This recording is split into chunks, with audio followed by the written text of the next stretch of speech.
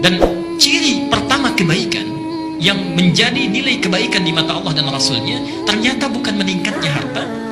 Perhatikan ya, bukan meningkatnya harta, bukan bertambahnya kedudukan, tapi ciri pertamanya disebutkan oleh Nabi, may yuridillahu bihi khaira yufaqihuhu fiddin.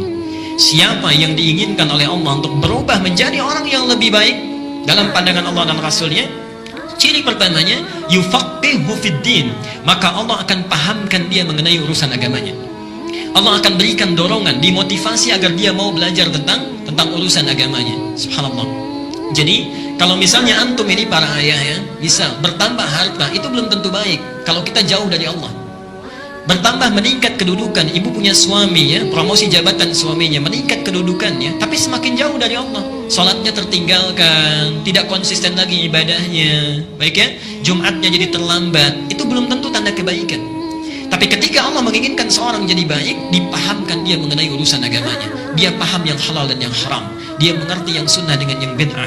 Dia mengerti apa yang harus dikerjakan, apa yang harus ditinggalkan. Dengan itu dia tinggalkan yang haram, dia kerjakan yang baik. Orang seperti ini kata Allah, sekalipun dia meninggalkan yang menguntungkan dalam urusan dunia, antum bekerja ada hal banyak ribanya, mendapatkan pekerjaan lain, pindah dengan pekerjaan itu lebih dekat dengan Allah, maka Allah akan berikan janjinya, diganti oleh Allah dengan yang lebih baik lagi ya. Bahkan kalau berhijrah betul-betul kuat niatnya, subhanallah. Bapak misalnya Pak punya pekerjaan ya, di kantor gajinya misalnya sebulan 10 juta, tapi sholatnya terlambat.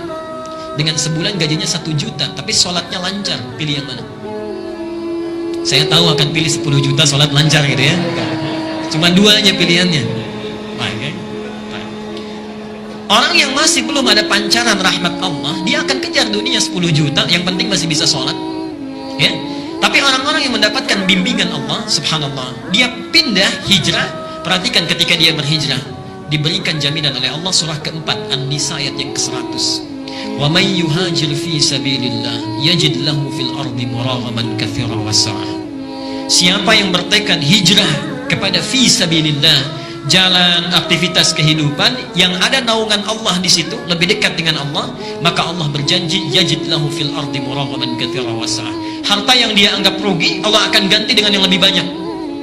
Dan kehidupannya akan lapang tanpa masalah. Kurang dari penyakit, di rumah berkah, nggak pernah ada persoalan. Antum gaji 10 juta, tiap ke rumah cekcok terus dengan istri misalnya, nggak nyaman juga ya. Gaji 10 juta tapi anak selalu sakit ya, kemudian cuci darah dan sebagainya, nggak nyaman juga ya. Tapi Allah bebaskan dari segala hal yang bisa mengurangi dalam kenikmatan hidup kita. Nah, yang terakhir, ini sebagai motivasi juga, tidak cukup sampai di situ, itu baru dunia. Baru dunia. Jadi bayangkan menuntut ilmu itu, ketika kita jalani dengan baik, kata Rasulullah, ini pertanda kebaikan. Yang kedua itu baru dunia.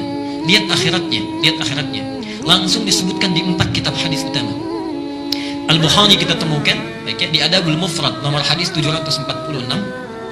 Muslim kita temukan, Sahih Muslim nomor hadis 1389. Di At-Tirmidzi Al-Jami' As-Sahih ya, Al-Jami' As-Sahih atau Sunan At-Tirmidzi nomor hadis 2682. Dan yang terakhir di Ibnu Majah, ini yang paling lengkap, nomor hadis 219. Perhatikan kalimatnya, man salaka tariqan yaltamisu fihi ilman sahhalallahu lahu tariqan ilal jannah.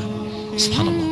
Siapa yang menyiapkan dirinya berangkat dari tempat dia tinggal menuju satu tempat untuk belajar dari sebagian tuntunan agamanya, sekalipun hanya sedikit saja, maka Allah akan ringankan, mudahkan langkahnya menuju surga. Sahhalallahu lahu tariqan ilal jannah. Ibu dan bapak sekalian, saya tidak henti-hentinya mengingatkan, hadis ini diambil oleh seseorang yang menempuh jalan dari Madinah ke Syam. Syam di Syria, yang jaraknya kalau pakai bis itu sehari semalam.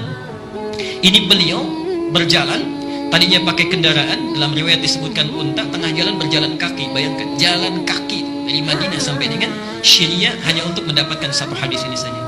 Sampai di tempat yang dituju, ditanya oleh sahibul hadisnya, yang punya hadis, "Indaka haja ukhra?" Anda tidak punya keperluan lain? Apa jawabannya? La faqat uridul hadis.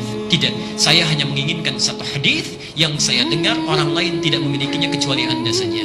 Jalan kaki hanya untuk mendapatkan hadis. Disebutkanlah hadis yang tadi.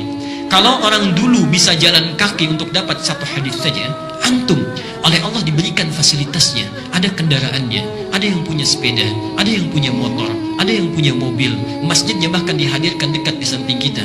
Keadaannya bagus, ada AC-nya kalau di luar panas, ada hangat karpetnya kalau di luar dingin. Ya, nikmat keberadaannya. Kalau dengan seperti itu belum juga termotivasi untuk sekedar mengikuti satu takdim, maka dengan cara apa lagi Allah mesti menjadikan kita orang baik?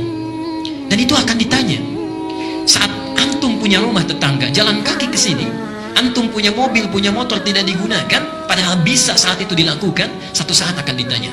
Satu saat akan ditanya. Semoga Allah memberikan kebaikan kepada kita, dan semoga hari ini adalah hari yang dijadikan oleh Allah sebagai amal soleh kita yang disaksikan oleh Allah dan para malaikatnya.